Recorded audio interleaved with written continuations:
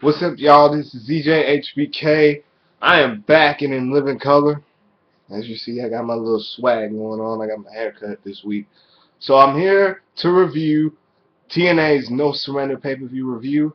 And if you haven't done that already, please subscribe up above. Comment down below what you thought how the show was. So tonight, what I'm going to do differently is, since now it's starting to get popular, I'm still going to start doing star ratings now. What that means is, after I talk about the match, I'm going to start rating them by the number of stars. Like 1 star means it was absolute shit, it was horrible. Negative stars mean it was absolute shit. Duds, no answers, you know, that type of deal. So we're going to kick off No Surrender with what we kicked off on Impact last week, which was the Bound for Glory Series semifinals match between Jeff Hardy and Samoa Joe. What I thought about the match was pretty good. It started off a little slow at first, then it started to like pick up, and then after all that, it kind of just ended afterwards. So I felt that Jeff Hardy did a good job keeping the, I mean, not Jeff, but Samoa Joe did a good job of keeping the pace. Jeff absolutely looks in the best shape of his life compared to last year. He's way better than he was last year. I hope Jeff Hardy has his stuff together now that he has his baby girl and stuff like that. Jeff Hardy has his stuff together. The finish to me a little bit was a kind of surprising. Well, it wasn't surprising, but the way it ended kind of was. Jeff Hardy gets a win off a roll up. You would think, because of what happened on the past couple of weeks, you would think Madness would somehow get involved in the matches, in Samoa Joe's match, right? Because they were building toward a little feud with Madness and Joe, but that wasn't meant to be. I was kind of disappointed that Madness didn't play a huge role in this, but at the same time, I was very pleased about the outcome of the match. So your winner and going to the finals is Jeff Hardy. The next match on this weirdly structured card, and I guess when you look at it, you kind of see why. James Storm, the Bound for Glory series, the second one, James Storm versus Bully Ray. And before we got to that match, we got a backstage segment with James Storm talking about the reason why he picked Bully Ray was because he felt that last year when they were in the semifinals, Bully Ray took away that chance for him to become TNA World Champion the previous year. And so this year he picked him just so he can end his little road to glory. Thought it was very good how TNA went back in time to the first Bound for Glory series that was last year. But again, I thought the Bound for Glory series this year would improve so much more than last year. So we get to the match, and Bully Ray and James Storm's what you expect out of a regular Bully Ray and James Storm match. It was a good match. I liked it. It was a good little pace between Bully Ray and James Storm. James Storm was playing no games in this match. He really wanted to go to Bound for Glory. And we all kind of thought that James Storm was going to either go to the finals, and shit like that. But that didn't necessarily happen, because what happened after the match was basically more exciting than what happened during and before the match. The theme of No Surrender tonight was basically chaos, and the first round of the chaos started when James Storm accidentally knocked referee Earl Hebner down, and then Bully Ray capitalized by hitting the bully bomb, not the Bubba bomb, the bully bomb. The bully bomb. And the second referee came in, counted to 2. So then James Storm accidentally knocked the other one with his elbow, and then he hit the last call super kick. You would think James Storm would get the win, right? Wrong, because guess who came back after several weeks off? That's right, the it factor of professional wrestling, baby. Bobby Roode came back, and all hell just broke loose immediately after that. Bobby Roode came in and hit James Storm with a beer bottle. That's the same beer bottle that started this whole feud. Aha, TNA going back in time again. I like this. I like how TNA went back in time with this sort of thing with James Storm and the Bobby Roode. So your winner advancing to the finals of the Battle for Glory Series as well, Bully Ray. So then we go from that to the Knockouts match. Quite honestly, in my opinion, that's the best women's knockout match I've seen all year. And it was between Tara and Miss Tessmacher. I'm gonna call her Brooke. I don't care what nobody says. Brooke Hogan ain't special. But anyway, Brooke Tessmacher and Tara, much better match than they had at Impact. No botches. It was a good teacher versus student match. The finish came where Brooke Tessmacher reversed the Widow's Peak into a roll up. It seemed like it ended kind of suddenly, but then when you think about it, like they're gonna have another match down the road somewhere. I think Bound for Glory or Turning Point somewhere. So I think this is gonna be as good as it gets. The match was good. They shook hands at the end, but Tara kind of forcefully did it away, in disgust. So I think somewhere down the line, we're either gonna get Tara heel turn or someone else is gonna get added down the line. So. And then we go from the women's match to Austin Aries, the greatest man that ever lived, the world champion, challenging the Armbreaker to a fight. And it was a good fight, I guess. Austin Aries, a couple of good moments. Austin Aries, this big guy. I mean, it was a good big guy versus little guy fight. It wasn't necessarily special or anything. It was supposed to be. It wasn't for the TNA World Title, thank God. The big guy got the advantage because of size and shit like that. But then Austin Aries countered with a little powder to the eyes. Cheat to win, baby. Cheat to win and all that type of stuff.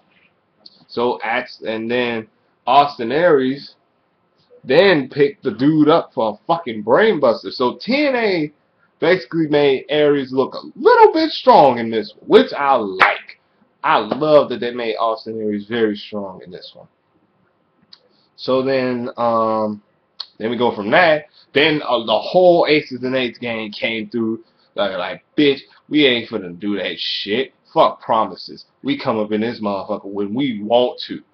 Aces and Eights came up in this motherfucker and hit the storm the ring, and then everybody from the Impact Wrestling roster came down to talk about Aces and Eights and everything like that.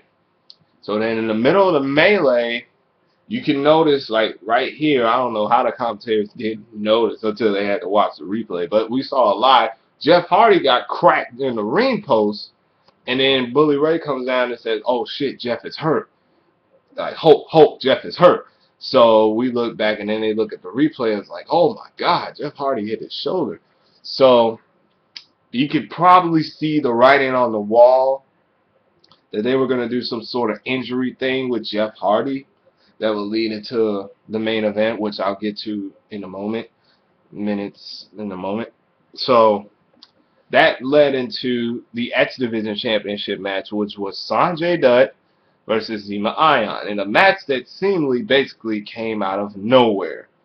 At least with the women's match, it was advertised. At least with the tag team match, it was kind of advertised. But the X Division Championship, we haven't seen Zema in weeks. So, yeah. But now that the Battle for Glory series is over, we probably might see more of the X Division. Now that TV title's gone now. And you already know why the TV title's gone. I don't think I need to tell you guys. So anyway, it was a good match. But it seemed like the crowd, when Zema had offense, the crowd could give two shits. But when Sonjay hit offense, the crowd was just pumping. It's like the crowd didn't give a shit about Zema Ion, and the crowd really wanted Sonjay to win this belt, just like they had with Zema and Kenny King. They really wanted Kenny King to win the belt, but then Zema Ion just like sucks all the air out of it. I mean, Zema's a good athlete and all, but how much better would it have been if Sonjay or Kenny King would have won that championship? But I digress. It was a good match, good pace, nice back and forth. The winner of the match was Zema with the little gory bomb. You think somewhere down the line, Chavo's going to feud with Zema Ion for the X Division title over the gory bomb? I would like to see that. That would be funny as hell. So, yeah, Zema Ion wins. He's still the X Division champion. Gonna need some more X Division guys. That's all I'm saying. Anyway, then we go from that to the match that basically, in some people's opinion, the wrong guy won, and that was Madness and RVD. Yes. Oh, and before we get to that match, man, let me talk about Hulk Hogan for a second. The almighty Hulkster brother. Hogan was not playing new games. What he did, he escorted Robert Roode and James Storm out because James Storm and Robert Roode was causing all kinds of bullshit. And then when Aces and Eights came through, Hogan told them to lock down this motherfucker. He said, lock them down, lock the Impact Zone down. This is the most important match of the year. Lock this shit down and make sure if anybody comes in, beat their asses, they cuff them, escort their asses out and take them to jail. He said, no, fuck it, change my mind. Beat the shit out of them, then escort them out of jail. I was like, ooh, Hogan, being a fucking gangster. Look at Hogan, the motherfucker, the almighty Hulkster, dude. Oh, man, I can't wait till Bound for Glory now. Because I could just see it. Hulk Hogan, the almighty Hulkster, and the Stinger. Oh, the Stinger, baby. Taking on Aces and Eights. I can just see it happening. It's the writing on the wall, baby. Then we go from that to the World Tag Team Championship match. But before we get to that, we got a backstage promo from Frankie Kazarian and Daniels. Let me first off by saying I like Christopher Daniels, and for some reason I like Frankie Kazarian. But man, have these guys been so entertaining to me, especially Christopher Daniels. His promo to me was funny as shit. No fucking lie. I love Daniels, and I love Kazarian in this role because I think it fits Kazarian's personality of being the cool, cocky son of a bitch perfectly. Perfectly. And my favorite TNA is stop booking AJ and Daniels in random ass matches. We've seen these guys hundreds of times. Destination X was supposed to be the final time they ever got put in a match together. Ever. Shit. But anyway, this was the rematch from their classic tag team match at Slammiversary. 2 questions. Did it top it? Hell no. Not even close. They tried, but it wasn't even close. Second, was it a good match? Yes, it was. Third, did we have new tag team champions? No. Does this mean the feud continue? Hell yeah, fucking right. Match was great. Ending was expected. Daniels hits AJ, blinds AJ with the apple martini. Winners are Kazarian and Christopher Daniels, the fallen angel. So that means the feud will continue till Bound for Glory. My only thing, Tina, is this. If you're gonna do this, make this a loser leaves TNA. If you do that, I'll be fine. Hey, Mom! I'll be fine. Mom! We're going to sleep tonight. Good. It'll be fine. So, we get to the main event of the evening, which was the Bound for Glory Series final. But before we get to that, we go to an amazing backstage segment, in my opinion, by Bully Ray, talking about the injury to Jeff Hardy, how is this going to play out into the Bound for Glory Series. And Bully Ray comes in and talks about the mic there's a little part of me that feels bad. There's a little part. But you have whether you love me or you hate me, you have no choice but to respect me for everything I've done. And the classic line he said is, I'm not bound for glory. Other guys may be bound for glory. I'm destined for greatness. That was freaking phenomenal. Hats off to Bully Ray. I think Bully Ray may have turned face here tonight. There's a slim chance Bully Ray may have turned face tonight. So then we get to the main event, which was Jeff Hardy and Bully Ray in the finals of the Bound for Glory series. And at first I thought TNA was going to do the thumb thing and book this match 4 days later on Impact, which would have been like, what? Why? What's the point? Why people pay for this pay-per-view if you're going to do that? The fuck? That's stupid. But thank God, TNA in their infinite wisdom had Jeff Hardy come out in a shoulder tape, half painted, paint smeared off and shit. Jeff Hardy comes out, shoulder wrapped up, and everything like that. So, you know, and then the match is set. First thing I'd like to say, Cinderella story, maybe with Jeff. I think the Cinderella story worked. Match was good. What you expect with a one-legged man in an ass-kicking contest, getting his ass beat. Jeff Hardy comes back with miraculous stuff and stuff like that. Bully Ray dominated for the majority of the match. Finish came with Jeff Hardy swantoned Bully Ray. The first time he hit the swanton, he kicked out.